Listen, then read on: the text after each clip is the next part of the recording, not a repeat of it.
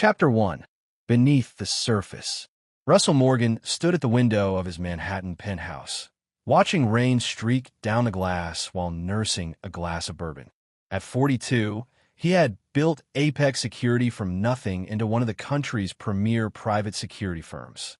The view overlooking Central Park represented everything he'd sacrificed for. The countless 16-hour days, the missed holidays, the deferred dreams of a family. His phone buzzed. A message from Vanessa.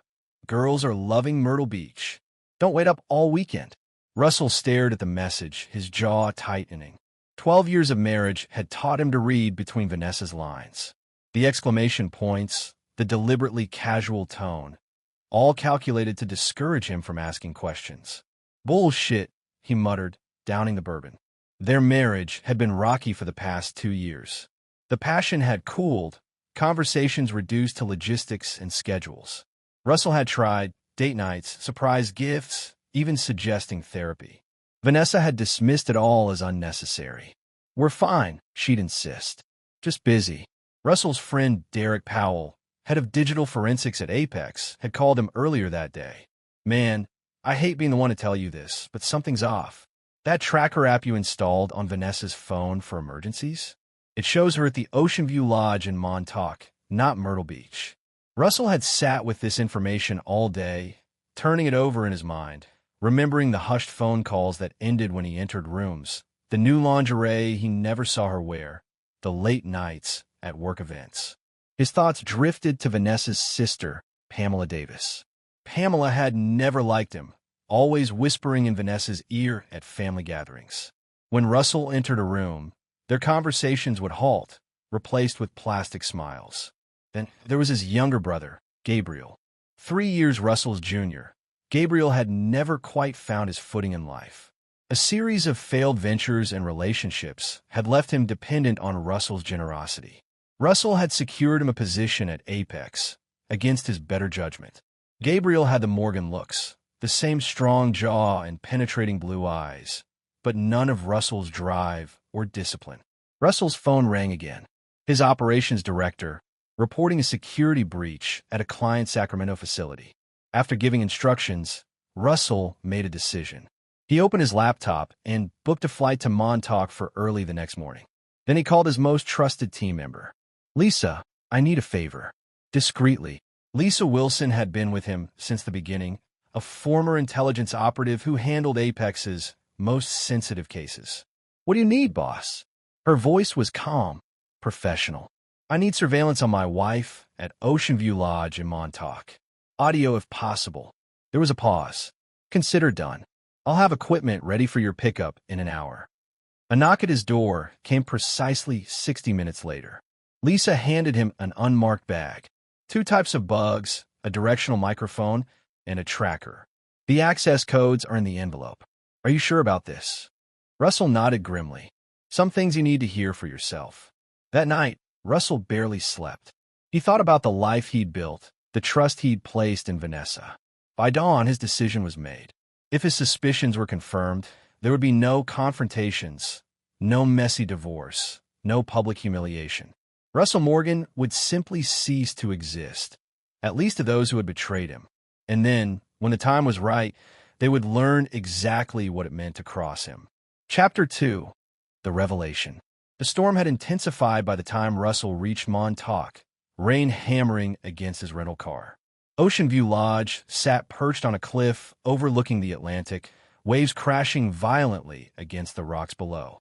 Russell parked a quarter-mile away and approached on foot, the bag of surveillance equipment slung over his shoulder. Years of security work had taught him how to move unnoticed. He checked in under a false name, requested a room far from the beachside where Vanessa would likely be staying. In his room, Russell unpacked Lisa's equipment and checked his phone. Derek had texted him Vanessa's exact room number and a digital key. Sometimes having a security company had its advantages. Room 412, Russell muttered, slipping the small audio bugs into his pocket. The hallway was deserted. Russell approached room 412, listening for any sounds within. Silence. He swiped the digital key, holding his breath as the lock clicked open. The room was empty but showed clear signs of occupation. Vanessa's favorite perfume lingering in the air, her designer luggage open on the luggage rack. Russell worked quickly, placing bugs in strategic locations, one near the nightstand, another by the sitting area. He was about to leave when he noticed a folder on the desk. Opening it revealed printouts of his life insurance policy, a $5 million policy he'd taken out years ago with Vanessa as the beneficiary. Next to it lay another document, a draft amendment to his will that he'd never signed, increasing Vanessa's share of his estate. The amendment was dated 3 months ago, with his forged signature at the bottom.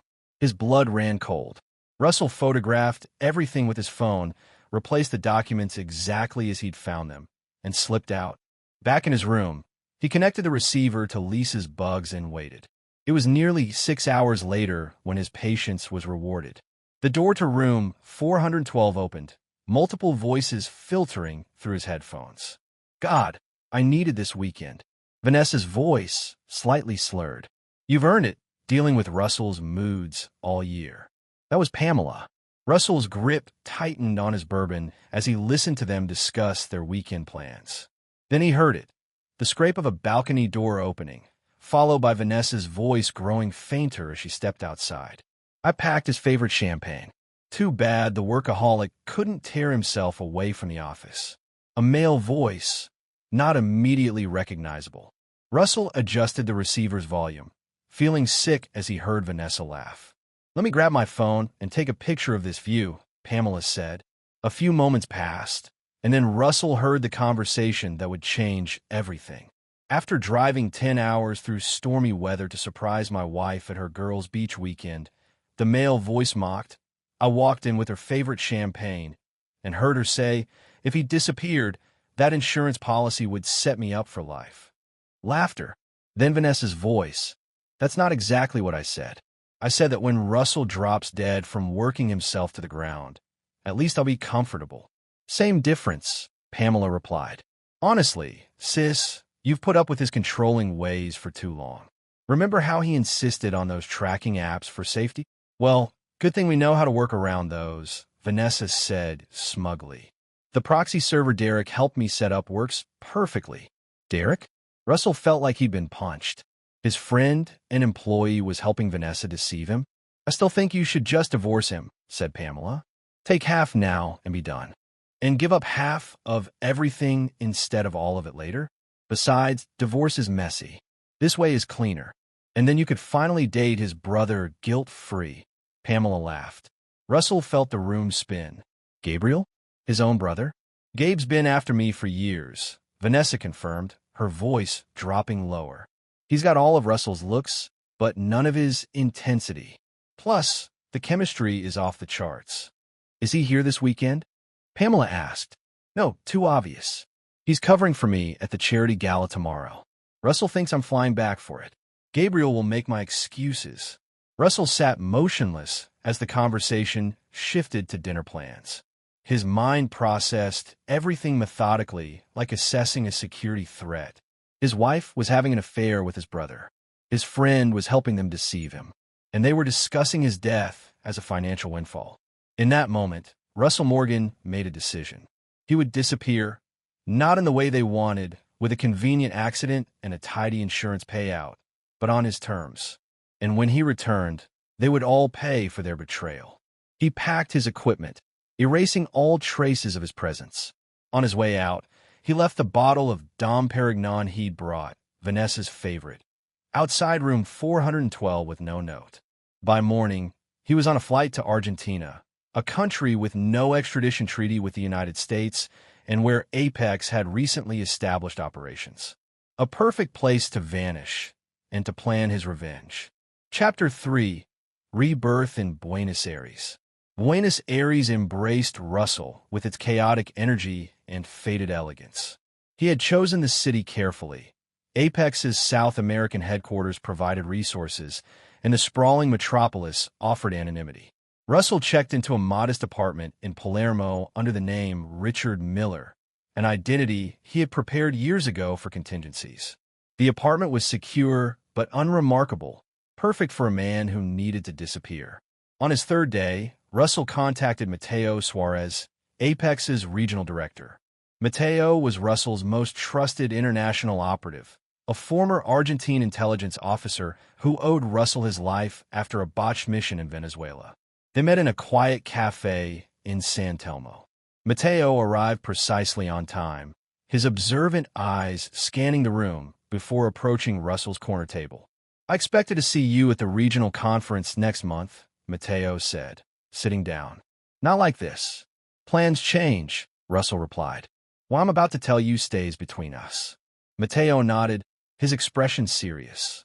Over the next hour, Russell outlined what had happened and what he needed: secure communications, financial resources off the grid, and complete secrecy about his presence in Argentina. "You saved my life in Caracas," Mateo said finally. "Whatever you need. I need to be presumed missing, possibly dead. No one at Apex can know I'm here, especially Derek Powell." "Derek? Your digital security chief. He's compromised. Working with my wife." Mateo's eyes hardened. "I understand. What's your plan?" "First, I need information. Everything happening at home. Company operations, my wife's activities, my brother's movements. I need to know who's loyal, who's involved in this conspiracy. And then," Russell's expression turned cold, "then I dismantle their lives piece by piece." Over the next 2 weeks, Russell established his new routine. Mornings spent at a local gym rebuilding his physique, afternoons planning with Mateo, evenings learning Spanish and studying law, both Argentine and American. He grew a short beard and dyed his hair darker, adopting the local fashion to further disguise himself. Mateo brought daily reports. Vanessa had reported Russell missing after he failed to return from what she claimed was a business trip. Derek Powell had been appointed interim CEO of Apex. Gabriel was publicly devastated, leading the search efforts, and privately consoling Vanessa. Russell tracked financial movements. Vanessa attempting to access his accounts, Gabriel promoting allies within Apex, Derek securing the company's systems, presumably to hide evidence of his involvement. On the 14th day, Mateo arrived with a troubled expression. "Your brother called the Argentine authorities today," he reported. "He's flying here tomorrow to search for you in our Buenos Aires office. He suspects I'm here." "I don't think so. He's visiting all international offices. For show, most likely." Russell nodded slowly. "Perfect timing. It's time we accelerate the plan." That evening, Russell used a secure line to call Gabriel's personal cell, a number not associated with his disappearance. It took 3 rings before his brother answered. "Hello." Gabriel's voice was cautious. "Hello, Gabriel." Russell kept his voice even. The silence stretched for several seconds before Gabriel's breath caught audibly. "Russell." His voice cracked. "Oh my God, Russell. Is that you? Where are you?" "Everyone's been." "Save it." Russell cut him off. "I heard everything at the Ocean View Lodge." "Everything, Gabriel." Another silence, longer this time. When Gabriel spoke again, his voice was trembling. "Russ, I can explain." "No need. I saw the insurance policy printouts. I heard Vanessa and Pamela discussing my convenient disappearance. I know about you and Vanessa." "It's not," Gabriel began, then stopped.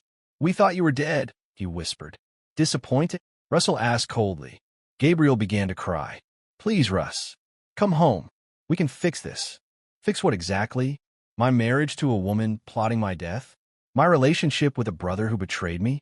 My company in the hands of people I can't trust?" "The police are investigating your disappearance," Gabriel said desperately. "Vanessa is beside herself." "I'm sure she is," Russell interrupted. "Wondering where the body is. How long until she can claim the insurance?" "What do you want?" Gabriel asked finally. "I want you to know that I'm watching. Everything you do, everything Vanessa does, every move Derek makes at my company.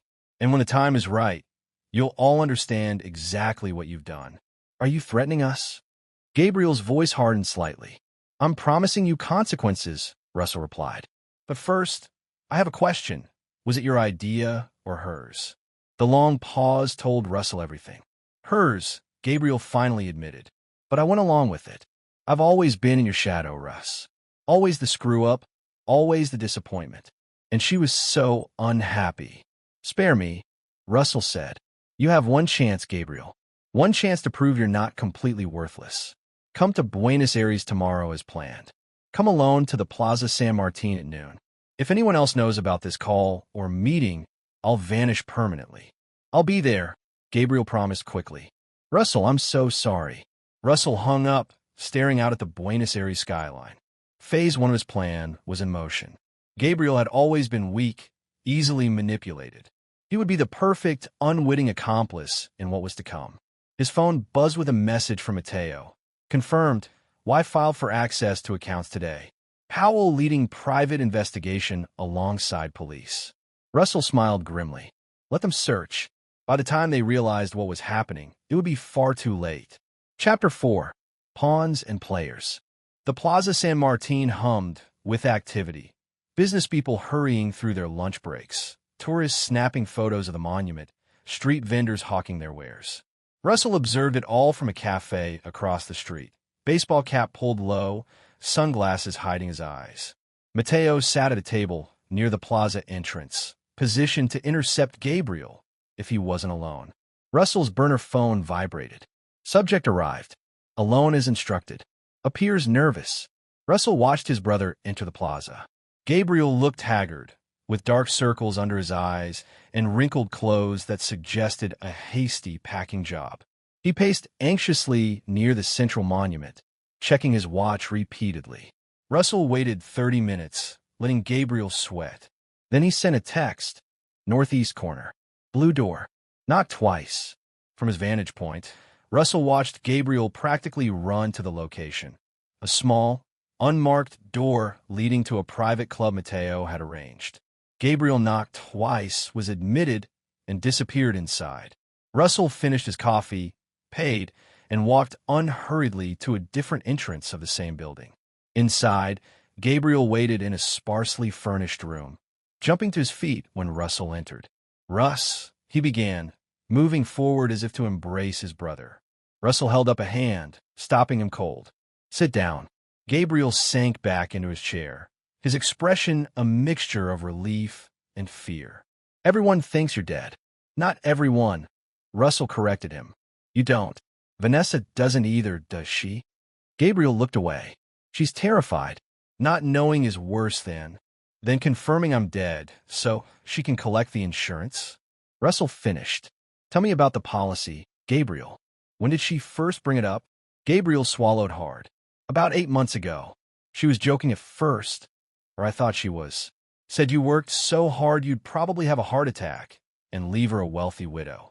And when did the jokes become a plan? I don't know exactly, Gabriel said, his voice barely audible. It just evolved. She was unhappy. Said you were cold, distant, that the marriage was dead already. And you comforted her, Russell said flatly. Gabriel's face flushed. It wasn't like that at first. She would cry, talk about how lonely she was. I was just being a good brother-in-law. A good brother-in-law, Russell repeated.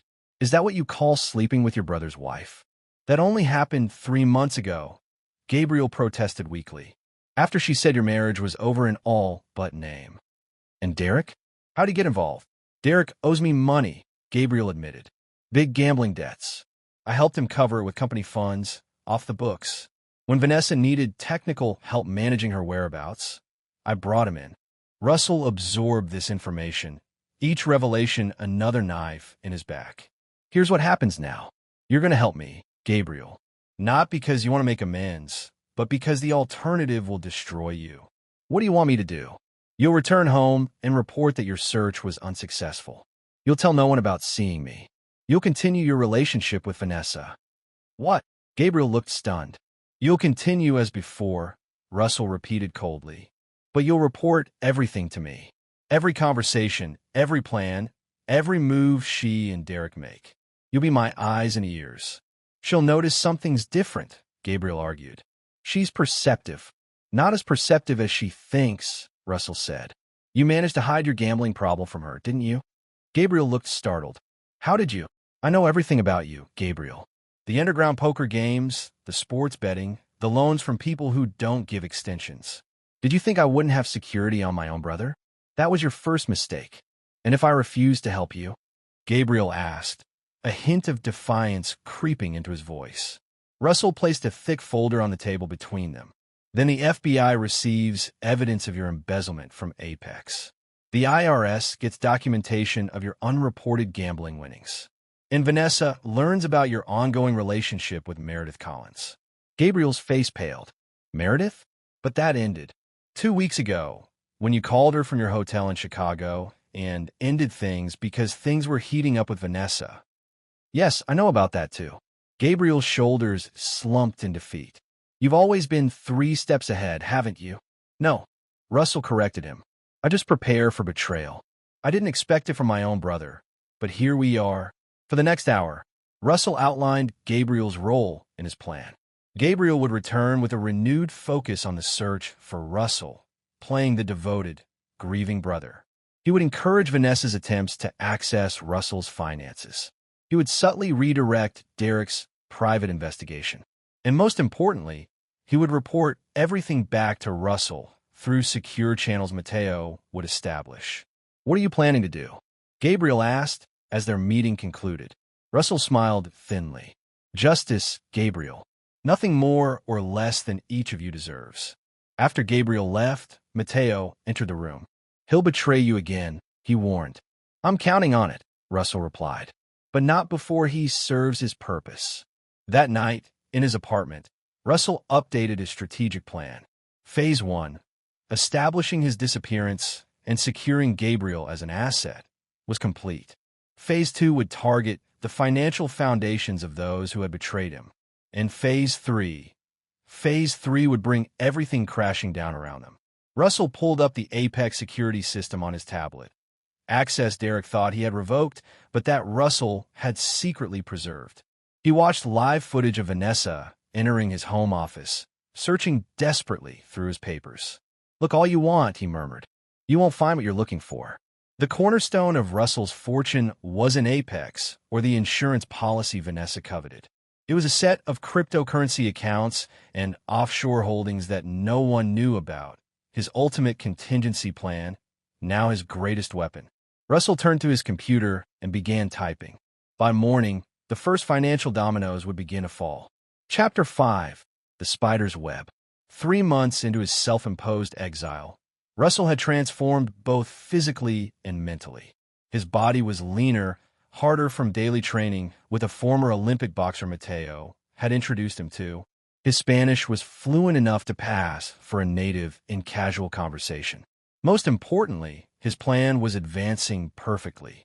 In his apartment, now a command center with multiple screens monitoring events back home, Russell reviewed the latest intelligence from Gabriel. Vanessa hired Phillips and Morrow to challenge the insurance company's refusal to pay without proof of death. Derek accessing old server archives, looking for something specific. Russell smiled coldly. The insurance company's reluctance was his doing. Anonymous tips suggesting foul play had made them wary of paying the claim. As for Derek's search, Russell knew exactly what he was looking for. Evidence of the offshore accounts Russell had mentioned once, years ago, during a drunken celebration of Apex's first major government contract. Those accounts existed, but not where Derek was looking. The real fortune was hidden behind layers of shell companies and digital wallets that only Russell could access. Russell's phone chimed, a secure messaging app showing a communication from Lisa Wilson. Confirmed. Powell meeting with Vanessa tomorrow at the Archer Hotel, not company offices. Private dining room reserved. Lisa had emerged as Russell's most loyal ally. After receiving a cryptic message from him 2 months after his disappearance, the Falcon hunts at midnight, their old code for extreme circumstances, she had understood he was alive and operating covertly. Since then, she had become his most valuable source inside Apex, feeding him information that even Gabriel couldn't access. Russell turned to his laptop and opened a secure connection to Apex's servers. Using credentials that Derek didn't know existed, he accessed the company's financial system. Time to advance to the next stage.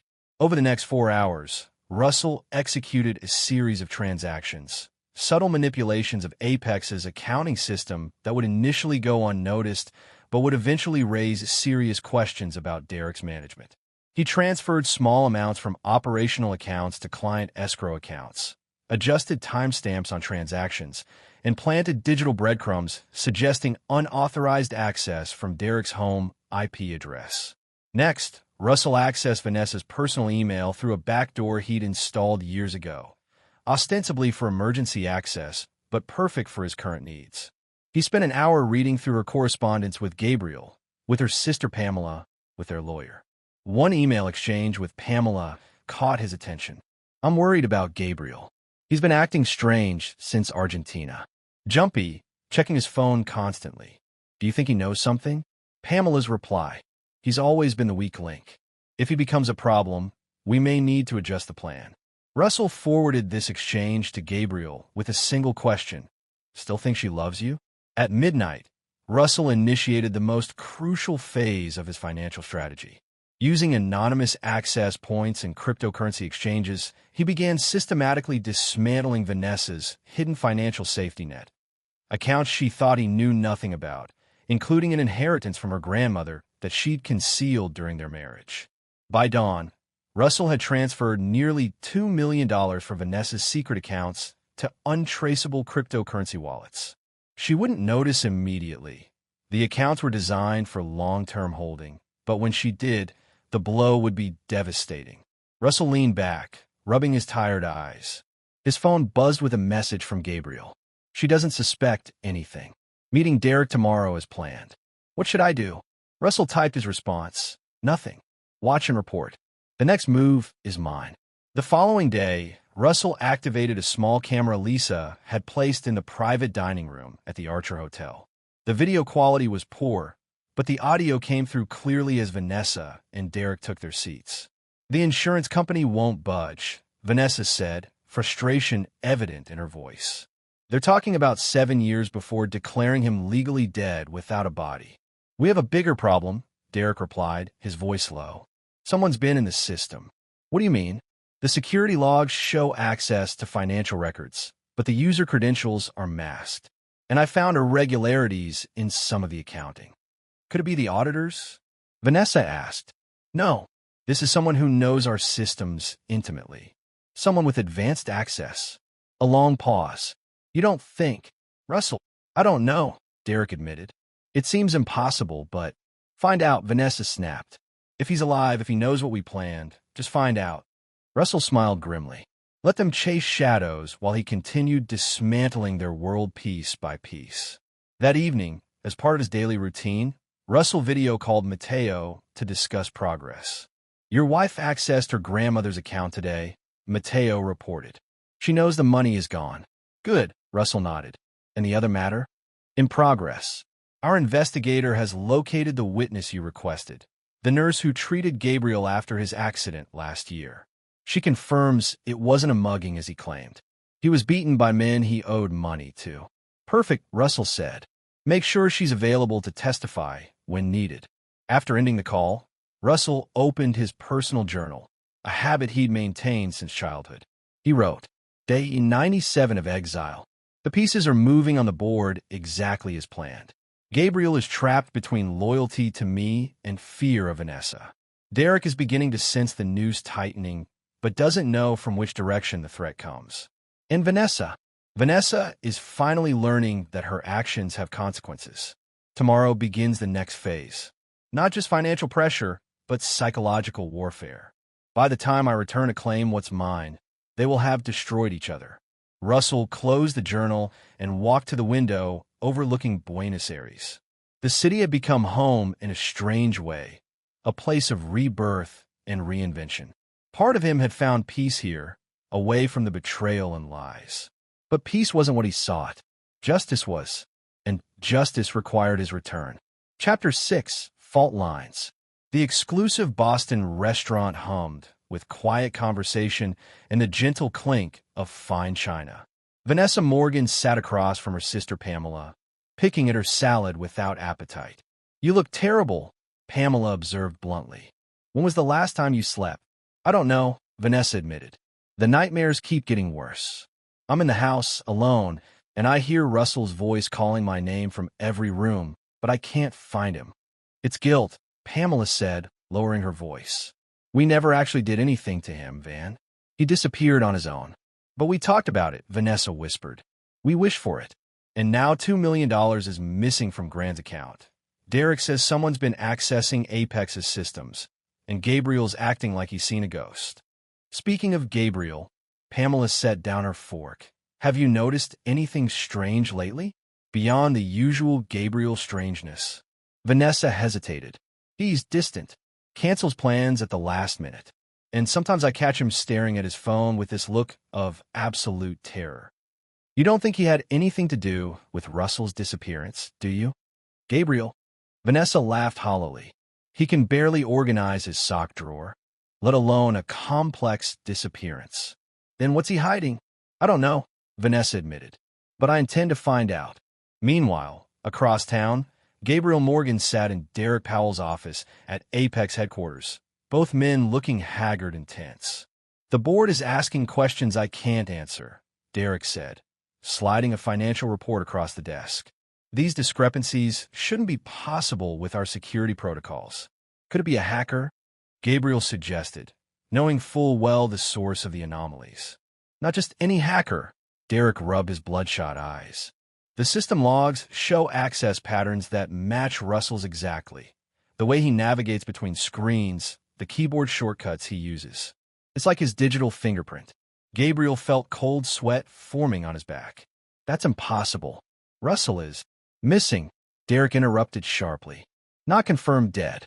And I'm starting to think he's very much alive and systematically targeting us. Why would he target Apex? The company is his life's work.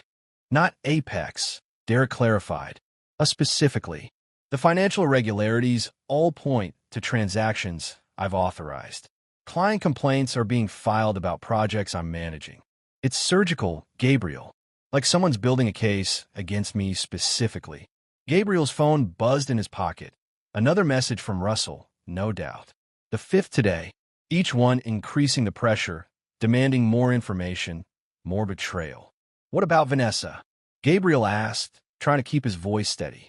Has she noticed anything unusual? Besides the missing millions from her grandmother's account? Derek raised an eyebrow. She's falling apart, Gabriel. Convinced Russell is haunting her somehow. That's ridiculous, Gabriel said automatically. Is it? Derek leaned forward. 3 separate times now. She's received emails that appear to come from Russell's account. But when she opens them, there's nothing there. Just blank messages with today's date. Gabriel felt sick. Russell hadn't mentioned this part of his plan. The security system at your house has been triggering alarms, Derek continued. Motion sensors activating in empty rooms. Cameras catching glimpses of what looks like a human figure. But when security responds, there's no one there. Technical glitches, Gabriel suggested weakly. Maybe, Derek conceded. But last week, Vanessa found Russell's wedding ring on her pillow. The same ring he never took off, that should have disappeared with him. Gabriel couldn't hide his shock. That's not possible. That's what I said, Derek agreed. Until she showed it to me. The inscription matches, Gabriel. It's his. Gabriel's phone buzzed again. He glanced down to see Russell's message. Tell Derek about Meredith Collins. Now, Gabriel took a deep breath. Derek, there's something you should know. Something about Meredith. Derek's expression changed instantly, hardening into something dangerous. What about my sister? She and we were involved. Until recently. Derek stood slowly, his hands flattening on the desk. You were sleeping with my sister? While pursuing Vanessa? While betraying your own brother? It wasn't like that, Gabriel protested. Meredith and Get out, Derek said quietly. Get out before I forget we're supposed to be on the same side. Gabriel fled the office, heart pounding. In the elevator, he frantically texted Russell. Why did you make me tell him that? He'll never trust me again. Russell's reply came immediately. Trust is a luxury none of you deserve. Meeting with Vanessa tonight. Record everything. That evening, in Vanessa and Russell's modernist mansion in Westchester, Gabriel sat across from Vanessa in the kitchen, watching her pour her 3rd glass of wine. I keep feeling like he's here, she said, glancing nervously around the room. Watching us. Judging us. He's not, Gabriel assured her, the recording app activated on his phone in his pocket. The security team swept the house again yesterday. No bugs, no cameras. Then how did his ring get on my pillow? Gabriel? How? Gabriel shook his head. I don't know. Maybe you put it there yourself. Subconsciously. Vanessa slammed her glass down. I'm not crazy. I didn't say you were, Gabriel soothed. But grief does strange things. Guilt, too. What do I have to feel guilty about? Vanessa demanded. He was cold, distant, married to his work. I was lonely, Gabriel. So lonely. I know, Gabriel said softly, reaching for her hand across the table. I know you were. Vanessa pulled her hand away. Derek thinks Russell is alive, that he's systematically targeting us. That's paranoid, Gabriel said, even as he silently agreed with Derek's assessment. Is it? Vanessa stood, pacing the kitchen. The missing money, the system's breaches, the emails, the security system, it all feels coordinated. And who else would have access to his ring? If he were alive, why wouldn't he just confront us? Gabriel argued. Russell was never one for elaborate schemes. Wasn't he? Vanessa laughed bitterly. The man built a security empire by outthinking everyone else. If he wanted to destroy us, he wouldn't just burst in with accusations. He'd dismantle our lives piece by piece. What are you saying? I'm saying we need to be prepared. Vanessa's eyes had a feverish gleam.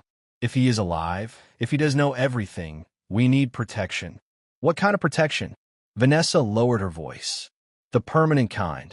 Gabriel felt the blood drain from his face. You can't be serious. Dead serious, Vanessa replied. I've already spoken to someone.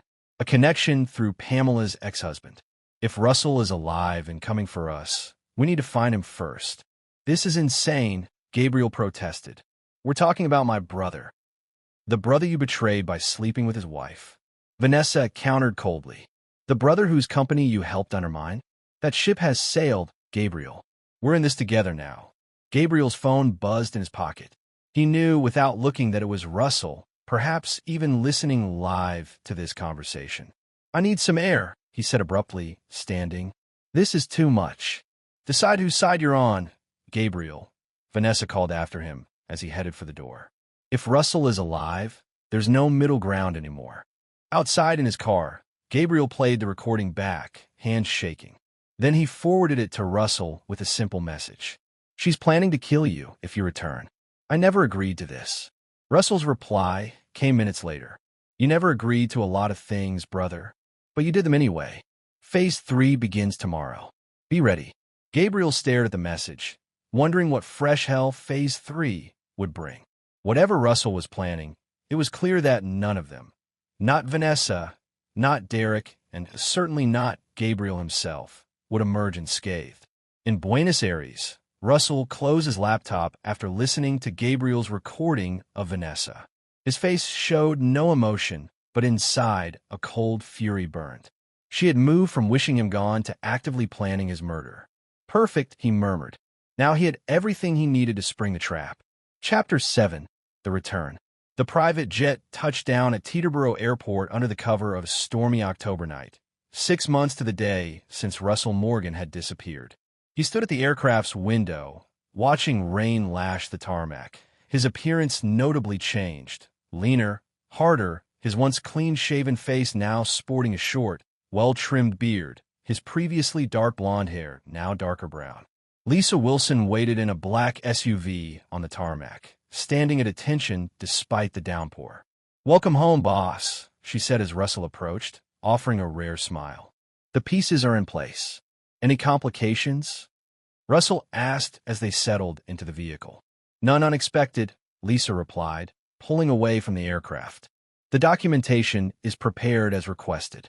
Warrant applications are ready for submission, and the board meeting is scheduled for 9 a.m. tomorrow.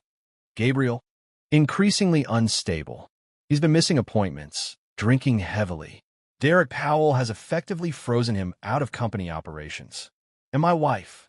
Russell asked, his voice betraying no emotion. Scheduled to meet with her specialist tonight. We have audio and video surveillance in place. The exchange should occur at approximately 11 p.m. Russell checked his watch. 3 hours. Enough time to prepare. Take me to the safe house.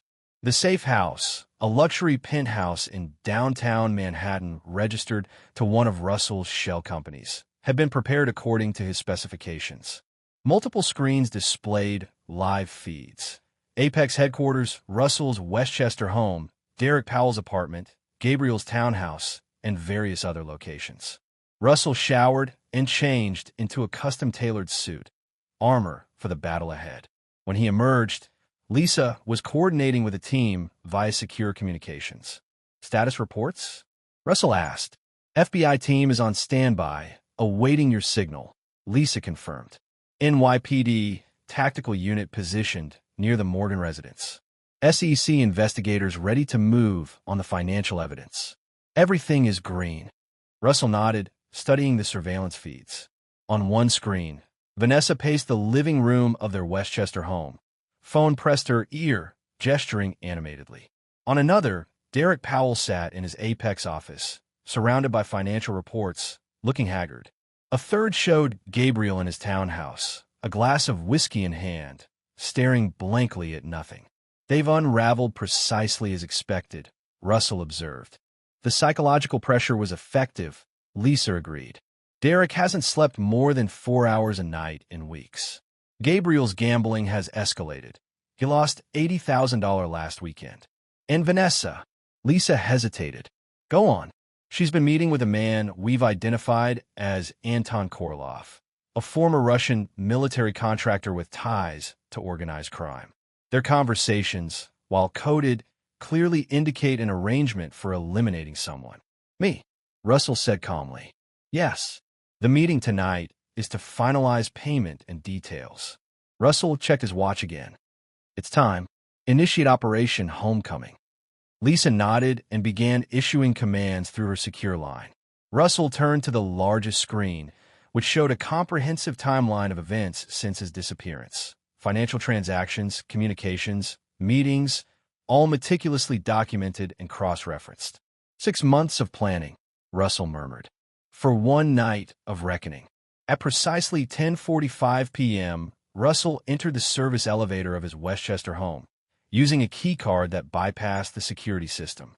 The house was quiet, the storm outside muffling any ambient sounds. Russell moved silently through the familiar spaces, noting the changes Vanessa had made in his absence. His photographs removed, his office door now locked, his presence systematically erased. He positioned himself in the hidden observation room adjacent to his former study, a secure space Vanessa knew nothing about, designed during the house's construction for emergency situations. Through one-way glass, he would witness the meeting about to take place. At 10:58 p.m., the security system chimed, announcing a visitor. Russell watched on the internal monitor as Vanessa admitted Anton Korolov, a broad-shouldered man with cold eyes and a precise manner. "You weren't followed?" Vanessa asked immediately. "I am professional," Korolov replied, his accent thick. "No one follows." Vanessa led him to the study, directly into Russell's line of sight. She opened a wall safe, not the main one Russell had installed, but a secondary one she had added recently, and removed a thick envelope. "Half now, half when it's done," she said, handing it to Korolov. As agreed, Korolov counted the money methodically. "And target is in Buenos Aires, yes?" "According to our information," Vanessa confirmed. "I've included his last known address and daily routine. He's using the name Richard Miller." "Very good. And you understand, when this is done, no contact between us again." "Of course," Vanessa nodded. "How will I know when it's complete?" "You will see in news," Korolov said simply. "American businessman, tragic accident in Argentina. Very sad." Russell's phone vibrated silently. A message from Lisa. "FBI in position. Ready on your signal." Russell typed his response. "Execute." Precisely 30 seconds later, the house's security system blared as FBI agents surrounded the property. Through the observation window, Russell watched Vanessa and Korolov freeze in panic. "What is happening?" Korolov demanded, reaching inside his jacket. "FBI, don't move." The command blasted through the house's speaker system, Russell's remote activation of the security protocol. Russell stepped out of his hiding place as armed agents burst into the study, weapons trained on Vanessa and Korolov. "Hello, Vanessa," Russell said calmly. Planning a trip to Argentina? Vanessa's face drained of color, her eyes widening in shock and horror. Russell? How, you're alive? Disappointed? He asked, echoing the question he'd posed to Gabriel months ago. Mr. Morgan, the FBI team leader nodded respectfully. As requested, we've secured the subjects and the evidence. Thank you, Agent Calloway, Russell replied. I believe you'll find the envelope contains $250,000 in cash, along with documents detailing my supposed location in Argentina. As Vanessa and Korloff were handcuffed and read their rights, conspiracy to commit murder among the charges, Russell stood impassively, watching his wife's desperate attempts to catch his eye.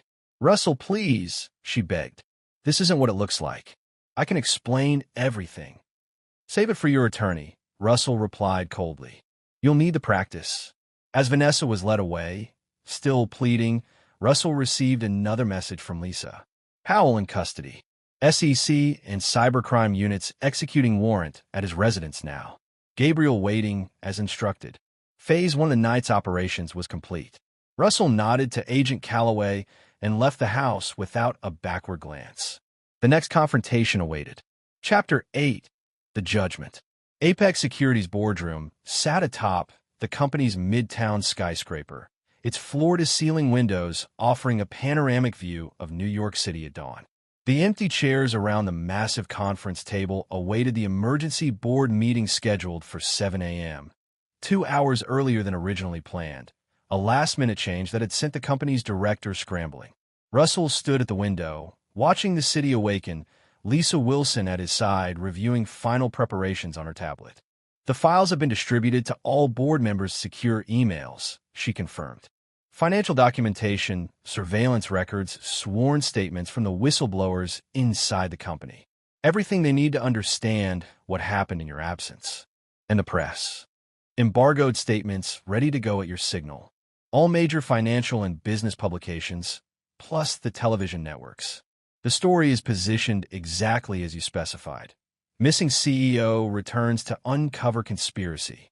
Russell nodded, satisfied. Derek Powell's status? In federal custody. No bail hearing until tomorrow. The evidence of financial crimes was substantial. And my wife? Also in custody. The assassination plot charges are being processed. Her sister Pamela is being questioned as a person of interest. Russell checked his watch.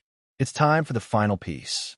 At precisely 6:30 a.m., Gabriel Morgan was escorted into the boardroom by security. He looked terrible, unshaven, bloodshot eyes, hands trembling slightly. He stopped short at the sight of Russell. So it's really true, he said hoarsely. You're back from the dead. I was never dead, Gabriel, Russell replied evenly. Just watching, learning the full extent of the betrayal. Gabriel sank into the nearest chair. Vanessa? Derek? Arrested? As you knew they would be. And me? Gabriel asked, his voice barely above a whisper. Is that why I'm here? For my arrest? Russell studied his brother for a long moment. That depends on you. He placed a folder on the table and slid it toward Gabriel. Inside is evidence of your embezzlement from Apex. Your conspiracy with Derek to manipulate company records. Your relationship with Vanessa. Everything. Gabriel didn't touch the folder. So I'm finished. Not necessarily, Russell said. You have a choice. A choice. Gabriel gave a hollow laugh. What choice? Option 1. I hand this folder to the FBI agents waiting downstairs. You join Derek and Vanessa in federal custody, facing multiple felony charges. Your career, reputation, and freedom gone. Gabriel swallowed hard. And option 2. You sign a full confession, naming Derek as the primary architect of the financial crimes. You resign from Apex immediately. You transfer all your company shares to a charity of my choosing. You leave New York tonight and never contact me, Vanessa, or anyone connected to Apex again. Exile, Gabriel said flatly. Freedom, Russell corrected. More than you deserve, but I'm offering it nonetheless. Why? Gabriel asked, looking genuinely confused. After what I did, why offer me any way out? Russell's expression remained impassive. Because despite everything, you did one thing right. When Vanessa moved from wishing me gone to planning my murder, you drew a line. You warned me. I betrayed you with your wife, Gabriel whispered. I helped undermine your company. I lied to your face for months. And you're offering me a second chance because of one moment of conscience. No, Russell replied coldly. I'm offering you a way out because it serves my purposes. Your confession implicating Derek strengthens the case against him. Your disappearance from New York removes a painful reminder of betrayal. This isn't mercy, Gabriel. It's calculation. Gabriel stared at the table for a long moment before looking up with tears in his eyes. I've spent my whole life in your shadow, Russ. Competing with you, resenting you, wanting what you had.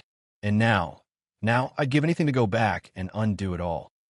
That's not an option, Russell said flatly. Choose, Gabriel. Prison or exile. Wordlessly, Gabriel opened the folder and signed the confession on the last page. I'll be gone by tonight, he said, standing. Will I ever see you again? No, Russell replied without hesitation. Gabriel nodded, accepting this finality. At the door, he paused and turned back. For what it's worth, Russ, I am sorry. So am I, Russell said quietly as the door closed behind his brother. Lisa, who had observed the exchange silently, approached. Are you sure about letting him go? After everything he did, he'll punish himself more effectively than any prison could, Russell replied. In this way, his testimony against Derek and Vanessa remains voluntary, more credible to a jury. By 7 a.m., the boardroom had filled with Apex's directors, men and women visibly shocked by Russell's reappearance and the overnight arrest of the company's interim CEO and the founder's wife. Russell stood at the head of the table, commanding the room with his presence. Ladies and gentlemen, thank you for coming on such short notice. As you can see, reports of my demise were greatly exaggerated. Nervous laughter rippled through the room. You've all received files detailing the events of the past 6 months, the conspiracy to undermine Apex, the financial crimes committed by Derek Powell, and my own covert investigation conducted from Argentina. I'm prepared to answer your questions, but first, let me be clear about the path forward. For the next hour, Russell outlined his plan to stabilize the company, address the legal challenges ahead, and reassure clients and shareholders. The board, initially stunned, quickly rallied behind him, their relief at his return overshadowing any concerns about his unorthodox methods. As the meeting concluded, the company's senior counsel approached Russell privately. The DA wants a statement from you regarding Mrs. Morgan and Mr. Powell, she said quietly. And there's the matter of personal considerations. My statement is prepared, Russell assured her. As for personal matters, I've already filed for divorce on grounds of conspiracy to commit murder. I don't anticipate complications. And the press? They're already gathering downstairs. I'll address them at noon, Russell said confidently. A simple statement. I discovered a plot against my life, went into hiding to gather evidence, and returned to ensure justice. No details about the personal betrayals. By midday, as promised, Russell stood before a forest of microphones in Apex's lobby, cameras flashing as he delivered his carefully crafted statement. He projected strength, calm, and control, a man who had faced betrayal and emerged victorious. What none of the reporters, board members, or employees could see was the hollow feeling behind Russell's triumph. He had won completely, had destroyed those who betrayed him, had reclaimed his company and his life. But the victory tasted of ashes. That evening, alone in the penthouse safe house, Russell watched news coverage of his spectacular return. The business channels praised his strategic genius. Crime reporters detailed the arrests of Vanessa, Derek, and the Russian hitman. Financial analysts predicted Apex's stock would soar when markets opened the next day. A perfect execution of a flawless plan. Everything Russell had intended, down to the last detail. So why did he feel nothing? His phone rang, Lisa Wilson, reporting that Gabriel had boarded a flight to Seattle, as instructed. Vanessa's lawyer had requested a meeting, which Russell had declined. Derek Powell was cooperating with authorities, providing evidence against Vanessa in exchange for leniency. All loose ends tied up, Lisa concluded. What's our next move? Russell stared out at the New York skyline, the city lights blurring in the darkness. I don't know, he admitted finally. For the first time in his life, Russell Morgan had no plan. Chapter 9. Aftermath. 1 year later, Russell stood on the observation deck of Torres del Paine National Park in Chilean Patagonia, the vast wilderness stretching before him, majestic and indifferent to human concerns. The wind whipped at his jacket as he gazed out at the granite peaks, their tops dusted with snow despite the summer season. "Beautiful, isn't it?" asked the woman beside him. "Worth the hike. Worth every step," Russell agreed, glancing at Dr. Sofia Navarro, renowned psychologist, recent companion, and the first person since his return who seemed to see beyond the legend of Russell Morgan, the CEO who faked his own death to catch conspirators. "Are you going to tell me what's on your mind? Or should I guess?" Sophia asked, her dark eyes studying him with professional interest and personal concern. Russell smiled faintly, just thinking about anniversaries. It's been exactly 1 year since the trial ended. The trial had been sensational, front-page news for weeks.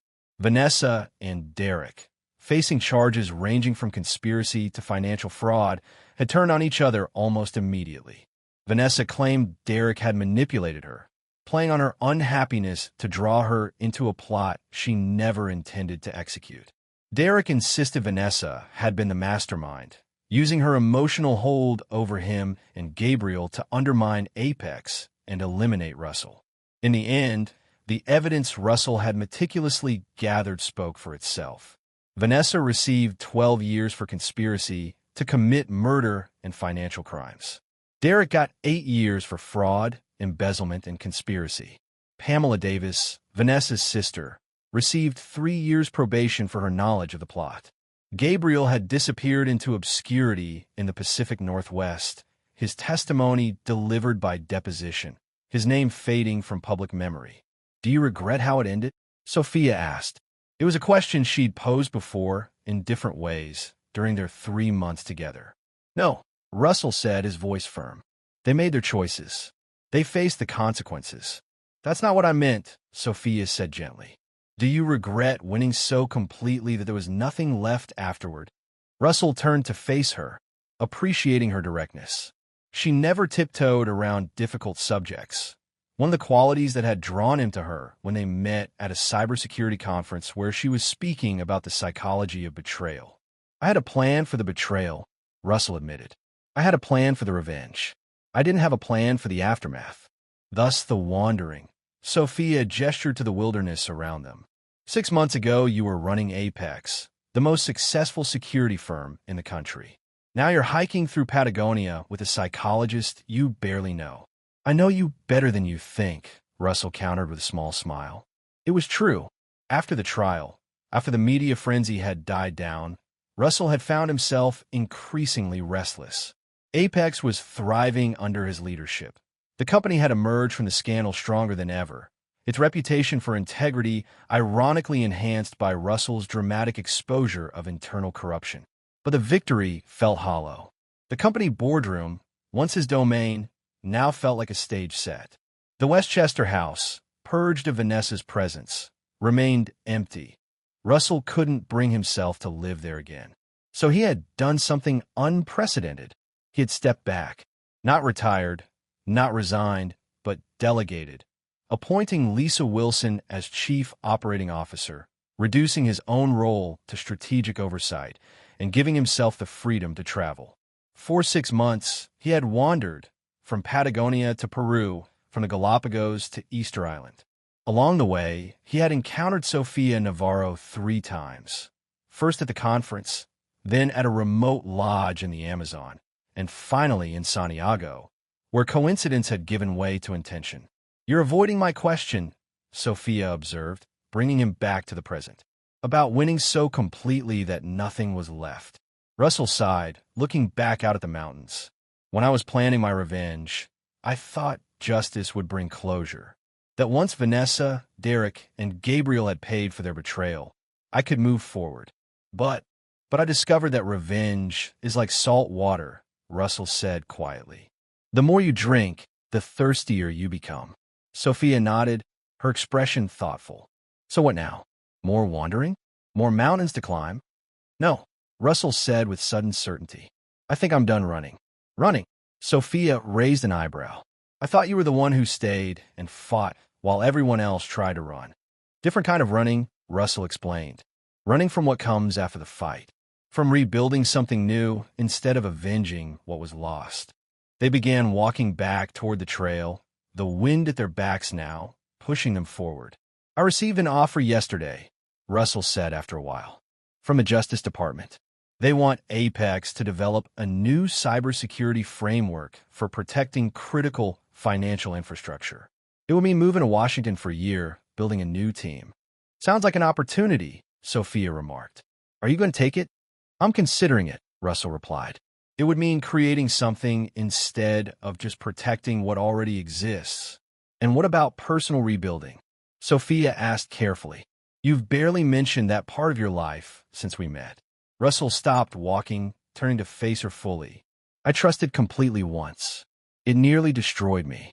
And yet here you are, hiking with a woman you've known for 3 months, discussing your deepest thoughts, Sophia pointed out. That suggests some capacity for trust remains. Limited trust, Russell qualified. Professional respect.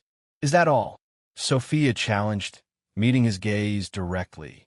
Russell considered her question seriously.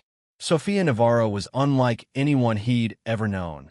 Brilliant, forthright, unimpressed by his wealth or reputation. Their conversations over the past months had challenged him intellectually and emotionally. She had never asked about his marriage or divorce, had never sensationalized his story, had treated him as a man rather than a legend. No, he admitted finally. That's not all. Sophia smiled. Good, because I've accepted a visiting professorship at Georgetown for the next academic year. Washington would put us in the same city. You accepted before knowing if I would take the Justice Department offer? Russell asked, surprised. I made my decision independently of yours, Sophia clarified. But I won't pretend I would be disappointed if our paths continue to cross. As they resumed walking, Russell felt something he hadn't experienced since before Vanessa's betrayal. Possibility. Not certainty, not control, but the potential for something unplanned and genuine. By the time they reached the base of the trail, Russell had made his decision. He would accept the Justice Department offer. He would move to Washington. He would see where this connection with Sophia might lead. Not because it was part of a master plan, but precisely because it wasn't. 6 months later, Russell stood in his Georgetown townhouse, reviewing security protocols for the Federal Reserve's new digital banking platform on his tablet. Outside, snow fell softly on the Capitol, the winter evening peaceful and quiet. His phone buzzed with a notification from Apex's secure messaging system. Lisa Wilson, providing her weekly update from New York headquarters. Bloomberg reporting Vanessa's appeal denied. Sentence stands. Also, intelligence suggests Gabriel has left the country. Facial recognition caught him boarding a flight to Australia last week. Russell acknowledged the message without emotion. Vanessa's legal maneuvers had become background noise, desperate attempts to reduce her sentence that courts consistently rejected. As for Gabriel, Russell had long ago stopped tracking his movements. Australia was as good a place as any for his brother's exile. The front door opened, bringing a swirl of snowflakes and Sophia's voice. If this keeps up, they'll close the university tomorrow, she called from the entryway. Would that be so terrible? Russell asked, setting aside his tablet. A day of forced rest. Sophia appeared in the doorway, snow melting in her dark hair, her cheeks flushed from the cold. For a workaholic like you, it might be exactly what the doctor ordered. She crossed him, examining the tablet he'd set down. Federal Reserve again?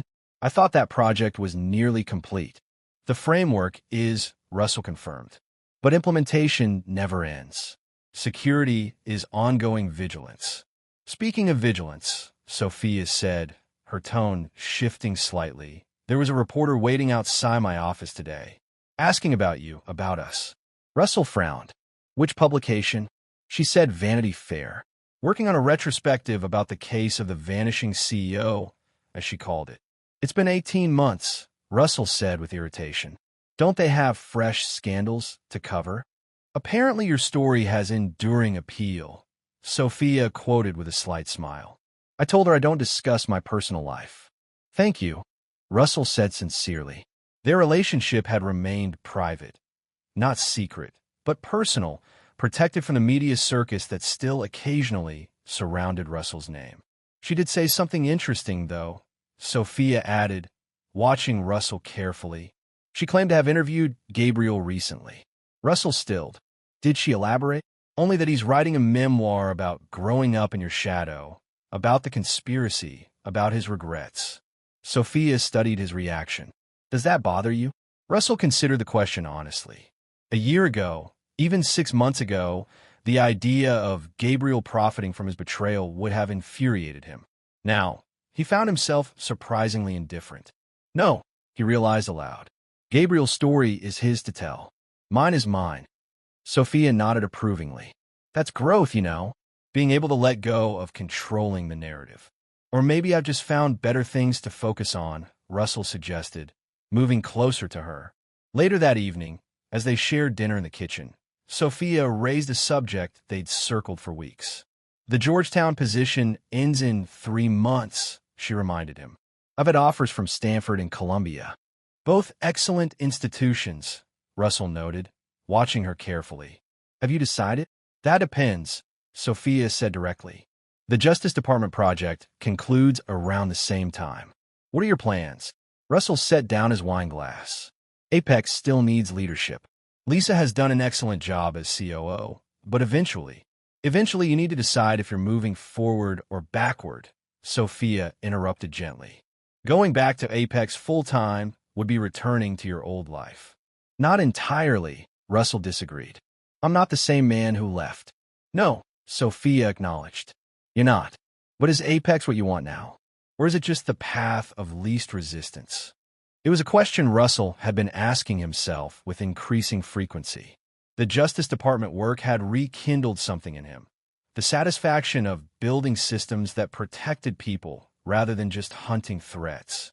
He had found unexpected fulfillment in mentoring the young team he'd assembled, in creating rather than avenging.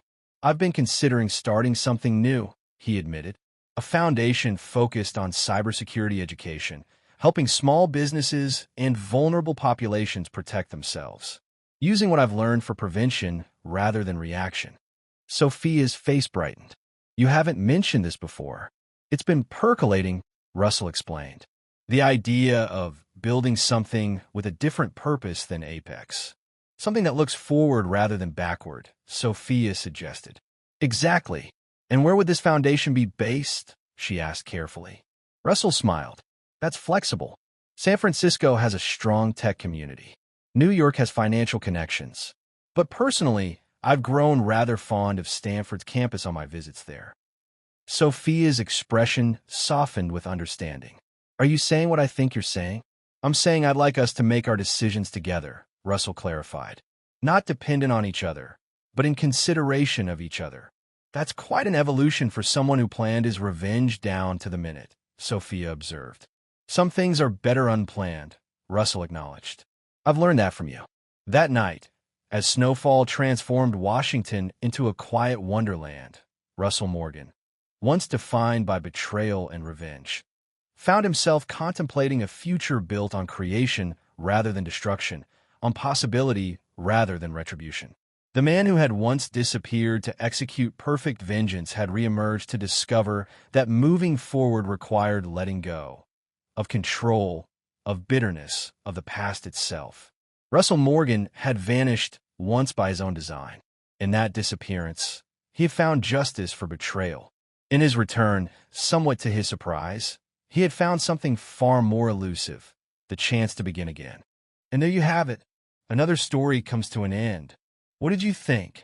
I'd love to hear your thoughts in the comments below. If you enjoy this story, consider joining our community by subscribing. It means the world to us. For more stories like this one, check out the recommended videos on screen. And I'll see you there.